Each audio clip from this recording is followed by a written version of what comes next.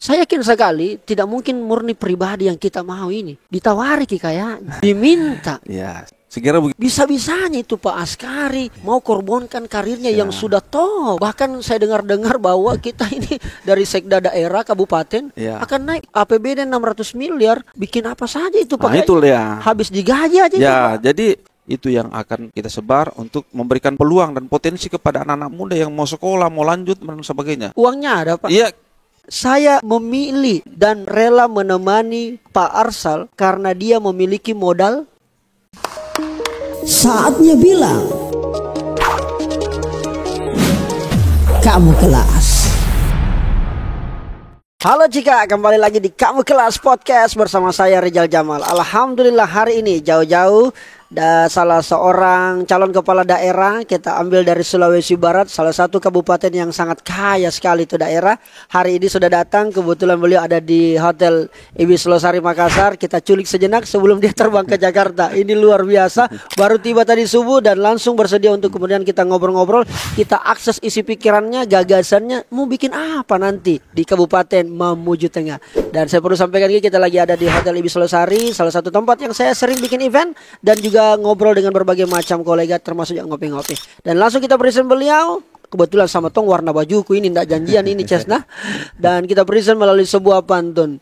Bunga mawar, bunga melati, tumbuh indah di Pantai Losari. Sungguh senang rasanya hati sudah datang calon wakil Bupati Mateng Bapak Askari. Assalamualaikum. Waalaikumsalam warahmatullahi wabarakatuh. Biasanya dipanggil Ki Pak Sekda. Sekarang Pak Wakil Bupati. Masya Allah. Itu bagaimana kabar tak? Alhamdulillah. Perjalanan cukup panjang tapi ya alhamdulillah ketemu Bung Rizal segar kembali. Masya Allah, alhamdulillah. Pak Askari, ini banyak yang sekali tanyakan ke ini. Kebetulan saya di Mateng juga banyak teman-teman. Saya riset kecil-kecilan tentang kita. Bisa-bisanya itu Pak Askari mau korbankan karirnya yang sudah top. Bahkan saya dengar-dengar bahwa kita ini dari sekda daerah kabupaten akan naik BD nanti sekda di provinsi. Tapi karena ada kontestasi pilkada dengan berbagai macam pertimbangan, mau jadi wakil bupati mendampingi Pak Arsal Aras. Apa masalah ini? Kenapa tiba-tiba? Saya kira ini bukan masalah. Jadi memang saya di birokrasi ini saya bukan orang politik sebenarnya. Saya orang birokrasi murni. Saya membina karir saya mulai dari nol sampai jenjang jabatan sekda di kabupaten. Dari tahun berapa ya Pak? Saya masuk pegawai itu 2001. 2001. Oke. Dan saya jadi sekda itu kurang lebih dengan penjabat sekda selama kurang lebih 2 tahun. Iya. Itu hampir 10 tahun. Hampir 10 tahun. 10 tahun. Ya, ini memang kebanyakan teman-teman menanyakan, bahkan keluarga. Keluarga, iya. Tidak menginginkan sebenarnya sebagian, tapi saya berusaha memberikan penjelasan. Memang birokrasi ini saya jiwai, saya cintai pekerjaan ini dan saya sangat senang dengan pekerjaan ini. Tetapi ini sebagian teman-teman, sebagian masyarakat, kemudian orang tua menyarankan saya untuk maju mendampingi beliau. Jadi panggilan itu panggilan masyarakat. Insya Allah saya coba-coba siap. Tapi ini tentu dengan berbagai pertimbangan yang kami lakukan dan yang paling penting selama 3 hari itu saya sholat istikharah. 3 hari sebelum menentukan pilihan. Saya sholat istikharah. Soalnya karir saya ini kan masih ada kurang lebih 6-7 tahun ke depan. 6-7 tahun baru pensiun. Siap. Tapi harus berhenti. Insya Allah sudah resmi. Sudah resmi. Dan pensiun saya itu per tanggal 1 September 2024 kemarin. Ya, prakteknya sudah keluar. Alhamdulillah. Alhamdulillah. Bagaimana kita rasa-rasa? Biasanya kita berada di kantor daerah, melayani seluruh ASN yang ada. Benar. Tiba-tiba menjadi politisi. Jadi aktivitas sebagai sekda itu cukup padat dan sangat menyita energi. Begitu masuk begitu keluar pensiun, memang ada beberapa hari itu saya kayak mengalami sindrom gitu. Sindrom apa itu? Sindrom pensiun gitu. Tetapi alhamdulillah karena aktivitas padat selama musim sebelum memasuki kampanye ini, kita konsolidasi sama teman-teman masyarakat. Jadi tidak ada waktu berpikir macam-macam. Semua harus dicurahkan untuk kepentingan daerah dan masyarakat dan bangsa ini. Wah, luar biasa. Tidak banyak birokrat sepengetahuan saya yang berani mengambil risiko. Dan salah satu ciri pemimpin adalah berani mengambil resiko. Resikonya adalah satunya jabatan yang harusnya 7 tahun selesai dan mungkin bisa naik level atau bahkan bisa ditarik ke pusat. Tapi kita rela untuk menjadi mendampingi Pak Arsal dengan niat lillahi ta'ala. Dengan niat lillahi ta'ala.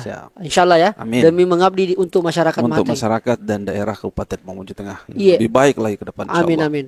Saya yakin sekali tidak mungkin murni pribadi yang kita mau ini. Ditawari kayaknya, diminta. Ya, siap. Sekira begitu Dinda. Kalau kita orientasi karir, kemudian atau orientasi yang lain-lain, kepentingan lain-lain, tentu saya tidak memilih wakil bupati. Karena jabatan sekda itu kan mungkin bagus juga, sangat strategis di daerah dan yang paling sibuk di pemerintahan. Karirnya itu lebih masih ada peluang saya untuk meningkat karir-karir jenjang karir yang selanjutnya. Baik. Tetapi saya memilih ini karena pertama lillahi ta'ala dan permohonan masyarakat serta sebagian orang tua, dan insya Allah saya berniat lillahi ta'ala untuk memperbaiki daerah ini ke depan lebih baik, 3 kali lebih baik lagi insya Allah. Masya Allah. Pertanyaannya sederhana ini Pak Askari. Kenapa harus bersama Pak Arsal? Ya, Pak Arsal ini salah satu kandidat sekaligus teman ngobrol, teman diskusi, dan kemarin waktu saya masih di birokrasi itu adalah mitra kami. Banyak kebijakan-kebijakan, banyak diskusi yang kami lakukan untuk merumuskan kebijakan-kebijakan pemerintah daerah yang bisa memperbaiki dan mengakselerasi program kegiatan pembangunan kita di Mamuju Tengah. Karena beliau ketua DPR kemarin. Beliau pertimbangannya pertama itu sevisi dan satu persepsi dengan kami, karena kami sama-sama belajar dan kami sama-sama kuliah juga. Sama-sama kuliah, Masya Allah. Ya, sama-sama kuliah. Kami di pasca sarjana kemarin di Unhas sama-sama, dan saya melihat visi beliau luar biasa. Beliau politisi ulung, kurang lebih 20 tahun di DPRD dan 2 periode jadi ketua DPRD. Betul. Saya kira matang sebagai seorang politisi dan masih muda, masih segar, semangatnya masih bagus. Nah, itu yang membuat saya bersemangat juga. Bersemangat karena partner saya ini punya semangat dan punya inspirasi yang luar biasa menurut saya. Karena kencang gasnya ini. Ya, kira-kira begitu. Kita bilang anak-anak kencang gasnya. Jadi kita akan berusaha ikut menyesuaikan. Baik. Pak Askari, selama kita menjadi sekda, sekretaris daerah, tentu kita paling paham tentang seperti apa kendala-kendala yang kita hadapi di Mateng. Terutama ini kan bicara hampir semua calon kepala daerah yang datang ke kami ngobrol apa segala macam. Ketika saya tanya apa masalah terbesar di daerah sehingga kemudian mungkin maju, pasti ada masuk top 3 itu adalah pelayanan pemerintahan. Kita ini sebagai sekretaris daerah sebelumnya. Apa masalah yang jadi ada banyak isu strategis yang dialami oleh daerah kami. Saya tahu persis karena kami bergelut di situ sebelum merumuskan visi kami. Yang pertama itu tentu sumber daya manusianya. Baik itu aparatur birokrasi. Biasanya orang alam dulu Pak, sumber daya alam. Nanti ke situ. Sumber daya manusia dulu. Nanti ke situ. Yang paling penting sumber daya manusia. Karena kalau ini bagus, baik itu di masyarakat maupun di pemerintahan, insya Allah dia akan mempengaruhi aspek-aspek yang lain. Nah, gaya pemerintahannya, masyarakatnya, karakteristiknya, pola hidupnya akan berpengaruh kalau sumber daya manusia itu bagus. Apalagi kalau diiringi dengan etika dan moralitasnya yang bagus. Dan itu tidak sempat kita lakukan kemarin waktu jadi sekda? Sudah. Kita sudah mulai meletakkan dasar-dasar khususnya di birokrasi. Ya, di birokrasi ini kita coba membangun sumber daya manusia dengan bekerja sama dengan berbagai universitas. Universitas Hasanuddin, Makassar, bahkan lembaga administrasi negara khusus untuk dalam lingkup birokrasi itu kita subsidi untuk mereka kuliah, kemudian diklat dan lain sebagainya untuk meningkatkan kapasitinya. Jadi banyak kegiatan building capacity yang kita lakukan untuk memperbaiki kualitas birokrasi kita. Nah sekarang ini kemarin itu kita sudah bekerja sama dengan salah satu pemerintah di Jawa Barat, Provinsi Jawa Barat itu yang terkenal dengan manajemen talenta yang luar biasa. Kita sudah mau menuju merit system sebenarnya. Kita sudah meletakkan beberapa kerangka. Dan kalau kita nilai dari semua sistem merit system itu di Sulawesi Barat itu nilainya Mamuju Tengah paling tinggi loh. Jadi di antara 6 kabupaten? Ya, kita sudah asesmen eselon 2, eselon 3 sama eselon 4. Jadi kedepannya nanti kita tidak perlu lagi shelter misalnya, kita tidak perlu lagi lelang, kita tidak perlu lagi job fit. Kita tinggal lihat sistem yang mana memang cocok untuk dijadikan pejabat sesuai dengan background dan tupoksinya masing-masing. Itu langsung kita. Mudah-mudahan itu bisa berlanjut nanti di 2024. Kalau ini kita lanjutkan, insya Allah kita coba perbaiki kualitas birokrasi kita ke depan lebih baik lagi supaya layanan kepada masyarakat itu tambah bagus. Tambah bagus. Insya Allah. Wah, baru saya dapat konsep seperti ini. Biasanya kan orang harus job and fit. Oh ya. Ada dilihat perankingan dan sebagainya, lelang. Dan itu perangkatnya kita sudah bangun. Dasarnya sudah kita bangun. Tinggal 2025 nanti kita lanjutkan, insya Allah. Dan kapasitas sebagai wakil bupati punya ruang untuk itu? Oh, saya kira tidak. Saya kira ya, karena kami bupati dan wakil bupati itu kan satu kesatuan, satu paket, satu kolektif. Jadi tentu saya akan mendukung kinerja Bapak Bupati dan kinerja pemerintah secara umum apabila insya Allah diamanahkan oleh Yang Maha Kuasa. Berarti kesimpulan sederhana yang kami bisa tangkap ini masyarakat Maten dan anak-anak muda ini, berarti Pak Bupati nanti banyak mengurusi daerah yang sifatnya mungkin banyak di luar. Pak Wakil Bupatinya Pak Askar mengurusi bagian dalamnya nih yang bermasalah. Kita fleksibel saja, Dinda. Oh, fleksibel saja. Kalau memang perintahnya Bupati seperti itu siap dilaksanakan. Asik sekali. Nanti kita saling mengisi lah yang mana yang kosong, yang mana yang ini. Kalau insya Allah. Itu baru satu isu strategis. Ada beberapa isu strategis yang saya sampaikan. Dinda. Nah, tentu infrastruktur. Infrastruktur dasar. Kami sadar bahwa selama ini kan kita baru daerah baru ini, Dinda. Berapa tahun bikin? Baru 11 tahun, 12 Desember nanti insya Allah 12 tahun mau menuju tengah. Pasti infrastruktur masih banyak. Ya, masih banyak yang ini. Tapi kita sudah punya rencana strategis itu untuk memperbaiki infrastruktur secara perlahan karena kita punya APBD ini sangat minim. Berapa itu, Pak? APBD kita terendah di Sulbar. Tertinggi untuk persoalan tadi birokratnya, tapi terendah uangnya. Itu saya mau jelaskan dulu, Dinda. Ini masalah. Baik-baik supaya kita paham. Betul.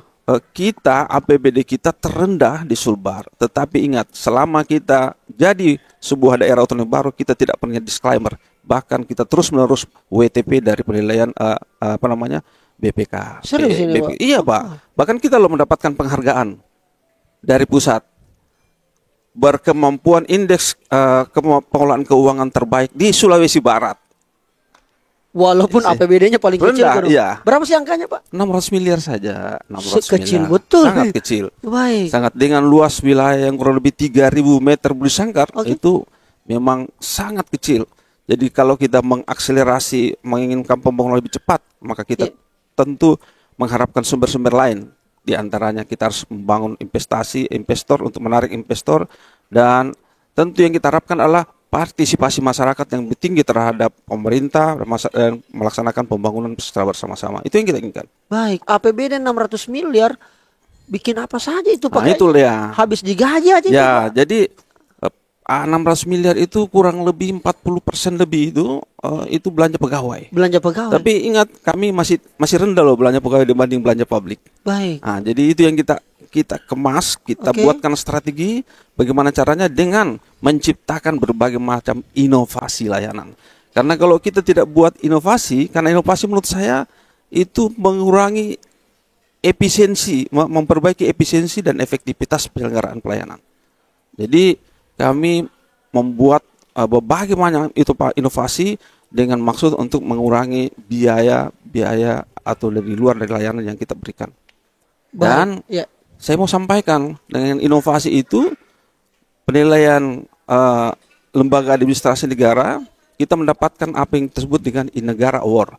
Dari nol, dari istilah saya ini blind spot innovation. Blind spot innovation. Tidak ada inovasi daerah ini waktu pertama kali dinilai oleh Kementerian Luar Negeri melalui Indonesian Government Award. Baik. Dalam waktu 1 tahun akselerasinya lumayan besar. Kita urutan kalau saya tidak salah 70 lebih dari seluruh kabupaten seluruh Indonesia. Nah, itulah yang sehingga kita mendapatkan Inegara Award dari lembaga administrasi negara karena kita mampu dari nol inovasi atau saya istilahkan blank spot innovation menjadi meningkat 100% lebih. Baik. Inovasi. Baik. Dan ingat, kami adalah salah satu daerah yang bukan kami yang menilai ini, Kementerian Luar Negeri, salah satu daerah yang inovatif dan nilainya tertinggi di Sulawesi Barat. Mohon maaf. Wah. Ini jarang sekali saya dapat tamu yang detail banget bicara tentang pelayanan pemerintahan, birokrasi dan seterusnya. Tapi apa yang kita bisa sampaikan ke masyarakat, terutama buat seluruh ASN yang ada di Mateng, tentu yang akan dirasakan oleh seluruh masyarakat, dari 600 miliar kalau Arsal dan Askari jadi pemimpin daerah Mateng selanjutnya, bisakah angka ini naik? Targetnya ada misalnya dalam sekian tahun? Tentu. Kita sudah punya target-target tertentu untuk menaikkan pendapatan itu. Berapa targetnya, Pak? Insya Allah kita akan berusaha semaksimal mungkin untuk memperbaiki target itu. Kalau indikator penerimaan dari sektor perimbangan anggaran kan sudah pasti. Baik. Sudah ada kalkulasinya. Yang kita mau naikkan adalah pendapatan asli daerah, PAD, sumber-sumber yang lain, kemudian investasi. Iklim investasi akan kita buka seluas-luasnya supaya ada sumber-sumber pendanaan baik itu dari CSR dan sebagainya. Itu yang kita harapkan. Dan yang paling penting partisipasi masyarakat loh. Nah, itu yang kita inginkan. Karena sebuah pemerintahan yang berhasil tidak hanya diukur oleh seberapa besar infrastruktur yang dibangun, tapi boleh diukur salah satunya adalah seberapa besar partisipasi dan kemandirian masyarakatnya. Begitu kira-kira. Keren. Berarti tadi sumber daya manusia isunya. Kedua infrastruktur. Satu lagi yang paling penting. Yang satu lagi. Ini sama sampaikan. Iya. Satu lagi kita punya isu strategis ini permasalahan kita di sektor pertanian dan perkebunan. Itulah yang mengangkat kami untuk mau bersama-sama dengan Pak Arsal untuk menjadikan sebuah daerah ini visinya adalah agropolitan, maju, sejahtera dan berkelanjutan. Agropolitan yang menjadi poin penting. Kenapa? Jelaskan ke itu, Pak. Baru saya dengar ini. Kenapa? Karena 72% kontribusi PDRB kita di sektor pertanian dan perkebunan. Sawit. Kemudian komoditas unggulan kita diantaranya sawit. Kedua kita mengembangkan jagung. Kemudian pisang. Ini pisang ini yang paling komoditasnya bagus. Pisang. Ini pisang. Kita sebenarnya bisa tanya di Makassar ini atau di Kalimantan, di Balikpapan itu pisang-pisang dari kami loh. Kami tanam, kita kirim ke sini. Saya mau ke Mateng. Silakan. Saya cari betul itu pisang. Kalau kelapa sawit saya tidak ragukan karena kalau saya jalan waktu ke Mateng, betul. Dengan berbagai macam perjalanan yang panjang itu kelapa sawit banyak. Tapi ini pisang. Dan itu pisang tidak dibudidayakan, tumbuh sendiri oleh petani-petani kita. Nah, sekarang Pak Gubernur itu mempunyai program pembudidayaan pisang Cavendish. Wah, itu sangat tepat sekali. Pisang andalangku itu, Pak. Iya, dan masyarakat berminat sekali karena memang tanamannya cocok sekali kita punya tanah. Cocok sekali. Jadi insyaallah kita akan kembangkan 3 komoditas unggulan itu dan tetap juga kita akan mempertahankan wilayah-wilayah tertentu untuk pangan seperti padi, pengembangan padi dan sawah gitu. Nah, itu jadi 3 isu masalah ini: sumber daya manusia, infrastruktur dasar, dan sektor pertanian. Ini yang menjadi fokus kita di sektor pertanian. Karena kemarin ini banyak masalah. Kelangkaan pupuk, kemudian irigasi yang belum tuntas. Nah, inilah menjadi cita-cita kami untuk ke depan. Insya Allah kalau diamanahkan, kita akan lanjutkan program itu untuk lebih baik lagi ke depan. Luar biasa. Kalau boleh Pak Dekasen saya menyimpulkan ini, maafkan saya ini Pak Askari. Berarti Pak Askari ini pelan-pelan dulu Dinda, saya ngopi dulu. Ini kurang ajar juga saya tahu ini. Kopi bisa pahit tapi tetap harus manis. Dari kopi kita belajar bahwa yang pahit masih bisa tetap dinikmati. Dinda. Silakan. Ini asik sekali saya ini, Wakil Bupati luar biasa, paham betul dia masalah di daerahnya, di kampungnya. Dan yang menarik tadi bikin kaget memang APBD-nya tidak besar seperti daerah-daerah lain. Tapi ternyata indeks apa tadi Pak? Indeks pengelolaan keuangan daerah itu kita tertinggi di Sulawesi Barat. Biar mampu itu banyak, tapi kalau tidak dikelola dengan baik, hasilnya akan bermasalah.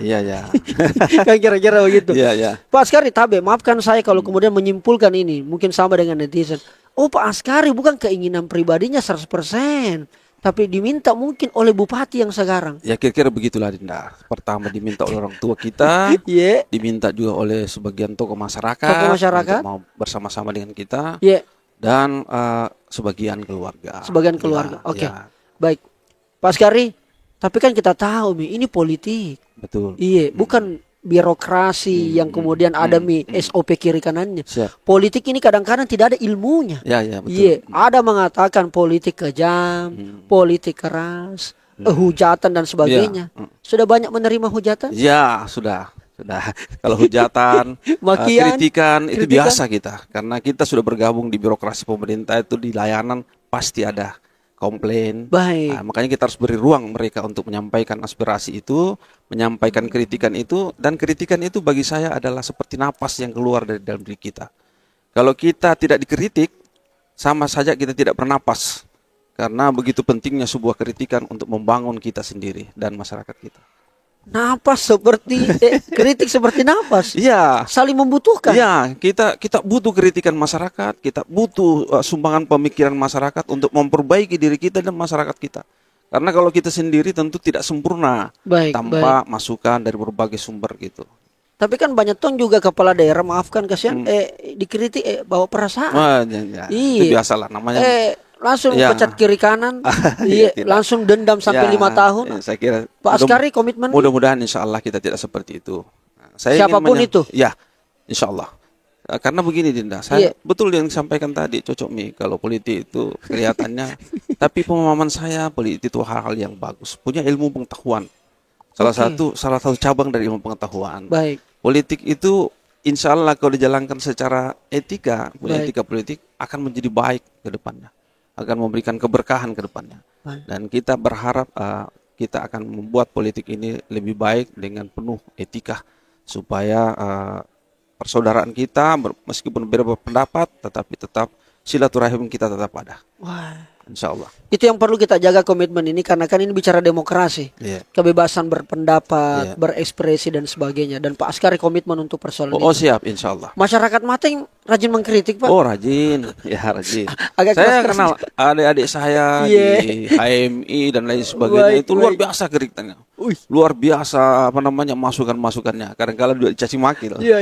Tapi itulah konsekuensi seorang pelayan kepada masyarakat. Kita harus siap untuk itu.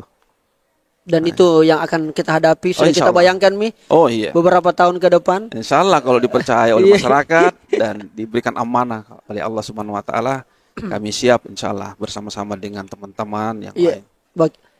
Saya coba masuk ke ranah-ranah politik ini Pak Askari.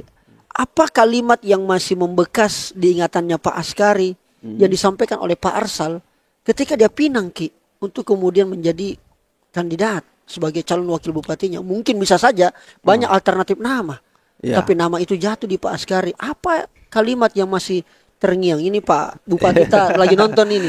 Apa yang masih ingat sehingga kemudian perlu melihat? Karena kadang-kadang begini, kenapa saya banyak menyoal soal itu Pak Wakil?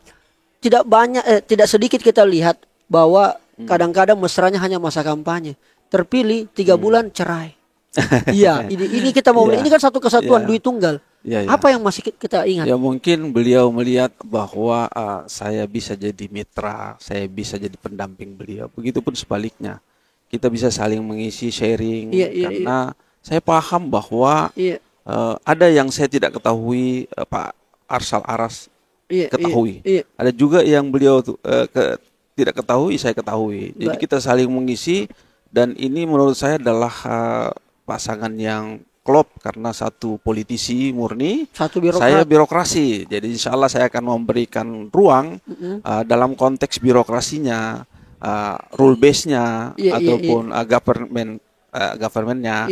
Saya akan memberikan ruang-ruang bahwa memberikan pertimbangan kepada beliau bahwa kita harus seperti ini. Misalnya beliau akan memberikan pertimbangan politis sehingga menyatu sebuah sistem, dan itu menjadi kekuatan bagi kami untuk lebih baik memperbaiki daerah kita ke depan insya Allah. Pak Askari mau bilang bahwa pasangan tak paling ideal karena satu politisi, satu birokrat. Kalau pasangan yang pengusaha?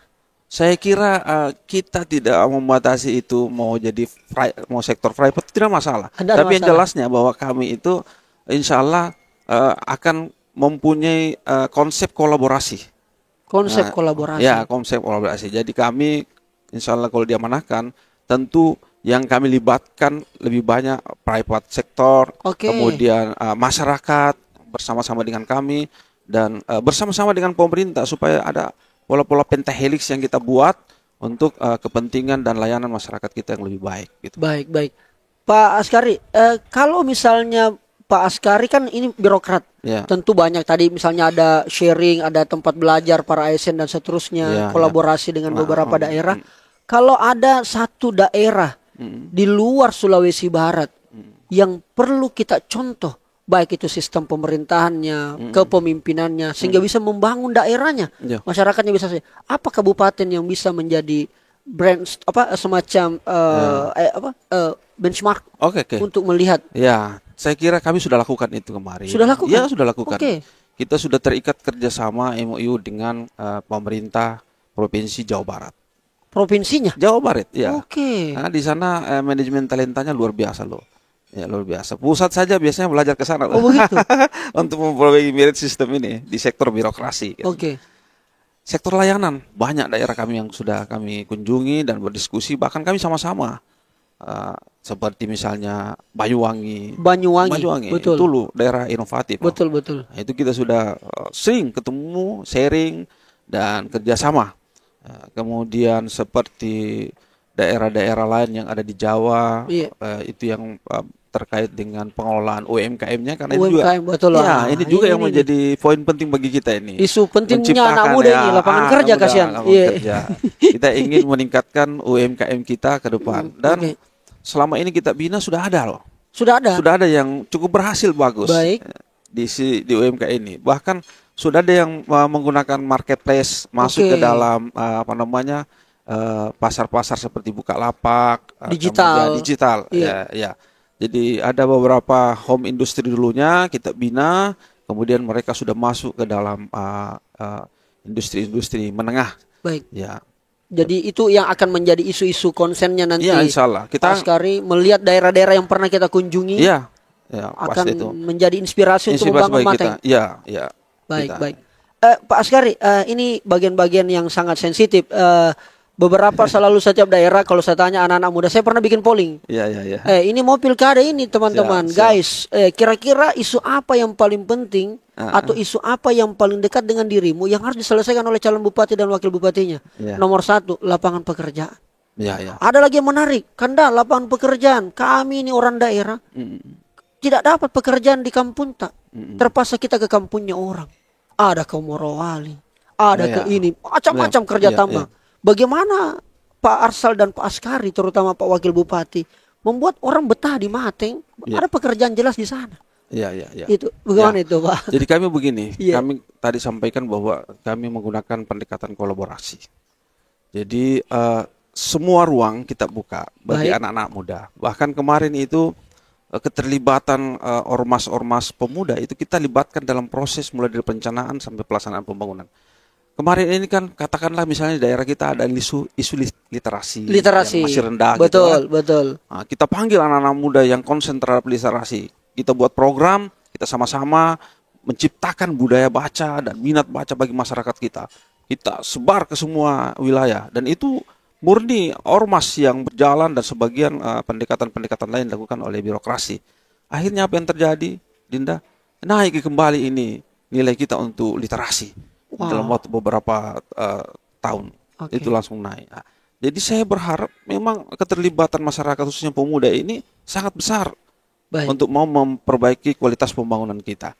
Kita tahu bahwa di Mamuju Tengah itu 51% pemilih milenial. Betul. Nah, ini yang menjadi target kami, menjadi poin penting kami untuk bekerja sama nanti insya Allah kalau dikasih amanah oleh Yang Maha Kuasa. Kita akan memanfaatkan semua kelompok-kelompok pemuda, apalagi yang pengangguran tidak, itu harus kita rangkul. Bisa itu, Pak? Bisa. Komitmen minimal. Bisa, komitmen kami, karena kita bisa bekerja sama dengan private sector seperti perusahaan-perusahaan menggunakan CSR-nya, dan itu kami sudah lakukan loh. Kami sudah lakukan di Mamuju Tengah sebagian. Tinggal kita mau lanjutkan lebih baik lagi, lebih banyak lagi, supaya semua kelompok-kelompok masyarakat kita, anak-anak muda kita itu berfungsi, bisa memberikan peran kontribusi terhadap daerah dan pembangunan. Ini kan yang paling penting dibutuhkan anak muda ini, Pak Wabub, adalah pemberdayaan.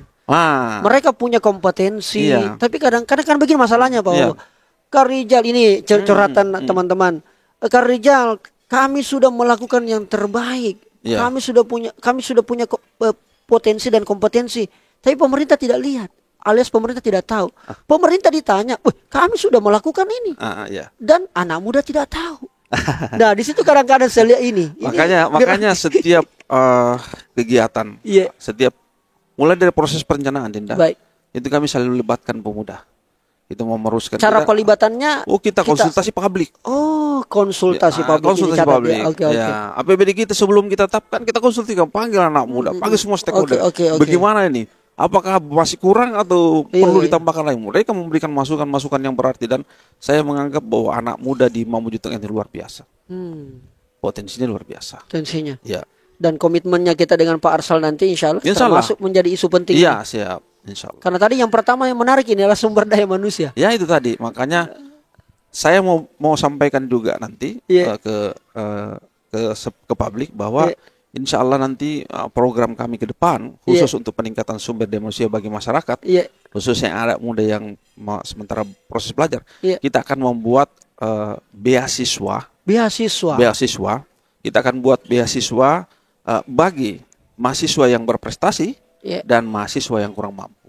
Ini akan kita perbanyak, insya Allah, dan kita akan sebar ke semua masyarakat apabila kami insya Allah dipercaya. Itu yang akan kita sebar untuk memberikan peluang dan potensi kepada anak-anak muda yang mau sekolah, mau lanjut, dan sebagainya. Uangnya ada, Pak? Iya, tentu kita siapkan di APBD. Kita siapkan khusus. Karena kita konsen terhadap pengembangan sumber daya manusia tadi. Ini. Pak, jejak digital loh ini Pak Askari. Oh iya.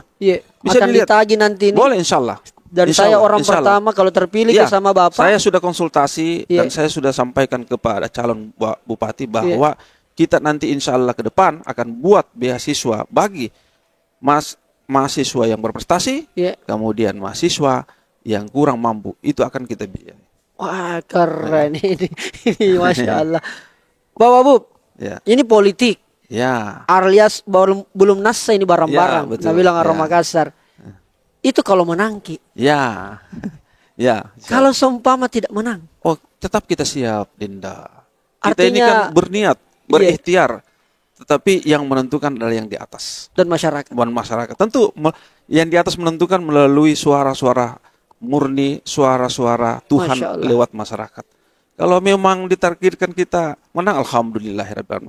Kalaupun tidak, masalah, alhamdulillah. Kita bisa berbakti di tempat yang lain.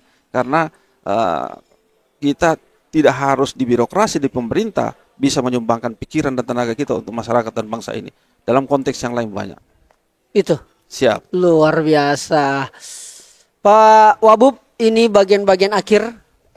Tapi saya mau main games di bagian akhir ini. Sembari kita ngopi-ngopi dulu. Jangan terlalu sulit. Kita games ini belum dirancang sama sekali. Karena menurut saya Pak Askari ini cerdas ya, very smart. Dan saya kira Pak Arsal ini beruntung banget memilih wakil yang akan membantu pemerintahan ke depan dengan pengalaman beliau yang sudah puluhan tahun dalam dunia birokrasi. Baik, masih bersama dengan Pak Askari, calon wakil Bupati Mateng. Kita mau tanya-tanya, namanya saya akan menyebutkan sebuah pernyataan Pak Wabub, tapi pernyataan ini belum lengkap. Kurang lebih 5 pernyataan saja, tidak banyak-banyak aja. Pernyataan ini belum lengkap di ujungnya. Jadi silakan sambung sendiri, jawab dengan cepat. Karena biasanya yang begitu yang bahasa yang jujur. Ini sebelum memasuki debat kandidat dari KPU. Kira-kira begitu. Tes dulu di sini. Masya Allah. Baik, Bapak Askari, tidak banyak yang tahu saya sebenarnya sering berolahraga. Oke. Mungkin selama ini orang tahunya cuma di kantor, di melayani masyarakat. Ternyata sering berolahraga. Olahraga apa itu, Pak? Ya, kalau pagi jogging. Ya, kemudian dalam seminggu biasa main tenis. Wih, memang olahraga bukan kaleng-kaleng. Tenis. Oke. Dan itu rutin, Pak ya? Insya Allah rutin. Kalau pagi itu minimal 30 menit jalan kaki. Ya. Baik, yang selanjutnya. Selama saya menjadi sekda, yang paling tidak enak itu adalah ketika momen. Yang paling tidak enak jadi sekda ketika momen apa? Atau enak terus jadi sekda orang? Ketika momen keluarga membutuhkan waktu saya, sementara saya tidak punya waktu untuk keluarga lebih banyak. Itu yang tidak enak sekali. Tidak enak sekali itu. Karena keluarga juga perlu perhatian. Betul. Sementara kita punya banyak perhatian kita curahkan kepada masyarakat. Masya itu yang Allah. paling tidak enak. Tidak enak sekali. Tapi saya harus memberikan pemahaman kepada keluarga. Tanamiki dulu. Dulu. Insya Allah kembali aja itu kalau. Tapi ini tambah tidak ada perhatian nanti wakil bupati. Insya Allah kan kita atur baik-baik. Kita atur sedemikian. Karena kalau wakil bupati kan 2 jini cari pasangan. Kalau sekda kan main sendiri. Tidak ada wakil sekda. Kalau namanya wakil itu diwakili saja. Kalau disuruh wakili Pak Bupati ya kita wakili. Kalau kita tidak wakili ya kita berbuat yang lain lagi. Masya Allah, ini luar biasa. Memang layak sekali. Parsal cocok pilihan ini. Baik, selanjutnya yang ketiga. Saya memilih dan rela menemani Pak Arsal karena dia memiliki modal pengetahuan, dia memiliki modal politik yang bagus, dan dia memiliki etika politik yang baik. Masih ada ke etika politik, Pak? Insya Allah ada. Di tengah dengan kondisi di tengah isu sekarang yang mengatakan politik itu tidak bagus, penuh dengan spekulasi dan lain sebagainya, kami tetap menjunjung tinggi etika politik. Makanya di setiap waktu Pak Ketua sampaikan, ciptakan politik damai di Mamuju Tengah. Riang gembira. Siap. Perbedaan adalah lumrah, tetapi kita harus sama-sama berjuang untuk berbakti kepada daerah dan masyarakat kita. Wah, keren. Yang keempat, Pak. Sedikit mami selesai. Susah mati. Komitmen saya ketika jadi wakil bupati adalah dengan tidak memberikan kekecewaan yang banyak kepada masyarakat. Oke. Karena banyak juga wakil bupati motong jadi bupati. Jadi saya tidak akan menempatkan posisi itu. Insya Allah saya akan membuat posisi saya sebagai wakil yang bisa bersinergi dengan bupati dan tentu masuk ke ruang-ruang yang mungkin tidak dimasuki oleh bupati itu yang saya masuki untuk menyempurnakan pemerintahan ini. Wah, luar biasa. Terakhir. Hal pertama yang saya lakukan ketika baru saja sudah dilantik adalah berniat dan berdoa untuk memulai pekerjaan ini, dan yang paling penting adalah memperhatikan aspirasi masyarakat kita. Wah, keren. Kita berikan aplaus. Ini baru saya agak-agak ini. Pak Sekda mungkin jarang dapat begini, tapi kita dapat kesempatan. Ini saya dumba-dumba yang pertanyaannya soalnya. Pak Asgari. Tapi ya ampun. Masyarakat Mateng silakan menilai. Seperti ini. Saya juga akan menilai bahwa beliau betul-betul konten kreator yang terbaik di Sulsel dan Sulawesi Barat. Amin. Mudah-mudahan ke nasional. Amin. Amin insyaallah. Terima kasih banyak Pak Asgari. Pagi-pagi kita sudah culik. Siap. Terima kasih untuk semua. Berharap mohon doa dan dukungannya. Insyaallah kami akan amanah apabila diberikan dukungan. Baik. Sekian. Assalamualaikum warahmatullahi wabarakatuh. Terima kasih banyak dan saatnya bilang kamu kelas. Terima kasih banyak Pak. Sehat.